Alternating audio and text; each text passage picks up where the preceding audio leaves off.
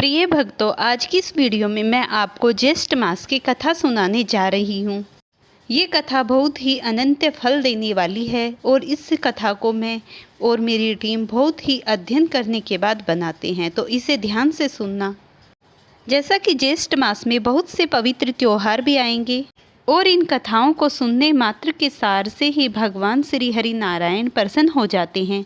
जो भी भक्त पूरी श्रद्धा भाव से भगवान का सुबह उठकर स्नान ध्यान करके भजन करता है, दान करता है, तो उससे अवश्य ही भगवान श्री हरि विष्णु की अंत समय में प्राप्ति जरूर हो जाती है। अगर आपको मेरी ये वीडियो अच्छी लगे तो आप इसे लाइक और शेयर जरूर करना और चैनल पर नए हैं तो चैनल को सब्सक्राइब करना। एक समय की बात है, सभी ऋषियों ने इकट्ठा होकर जैमिनी ऋषि से कहा कि हे ऋषि, आप तो अनंत फल देने वाले श्री हरि विष्णु भगवान के समस्त सार के ज्ञाता हो।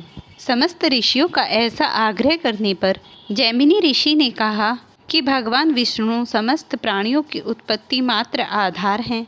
इन्हीं की लीला मात्र से समस्त ब्रह्मांड बना है और जो भक्त इनका स्मरण मात्र करते हैं उन्हें यही मोक्ष प्रदान कराते हैं। तो मैं इन भगवान विष्णु के गूढ़ रहस्य की बात आप सभी को बताता हूँ। बहुत समय पहले की बात है, वराहधारी भगवान विष्णु ने अपनी लीला मात्र से इस पृथ्वी को समुद्र के जल से निकालकर सभी ओर से बराबर रूप में स्थापित किया और समस्त पर्वतों से स्थिर कर दिया। तब ब्रह्मा जी ने इस पृथ्वी पर समस्त ब्रह्मा जगत की रचना की। उसके बाद तीर्थों, सरिताओं, समस्त जलाशयों, पर्वतों को उनके सभी स्थानों पर स्थापित किया।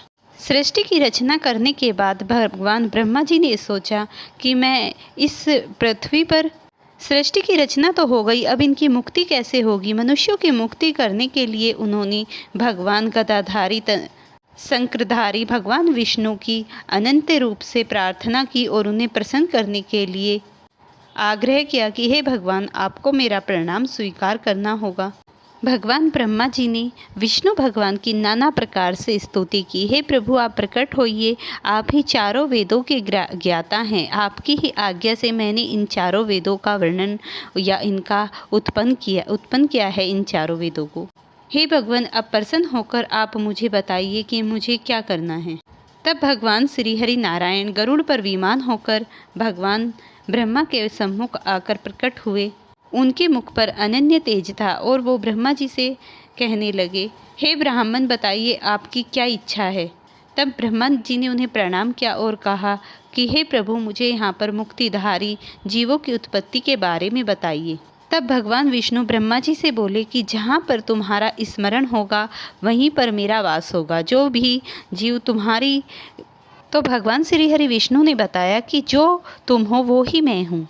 अब मैं तुम्हें तुम्हारे उत्तर का फल बताता हूँ। नीलगिरी पर्वत के उत्तर भाग में जो नदी है वहाँ पर साधु संतों का वास होगा और वहीं पर मैं प्राप्त होऊंगा। जो भी भक्त मुझे श्रद्धा भाव से वहाँ पर आकर पुकारेगा, मैं अवश्य उनकी मनोकामना पूर्ण करूँगा। समुद्र के किनारे जो नील पर्वत सुशोभित हो रहा है, उस स्थान को आज तक भी गूढ़ बताया गया है। वहाँ के पग पग पर मैं निवास करता हूँ।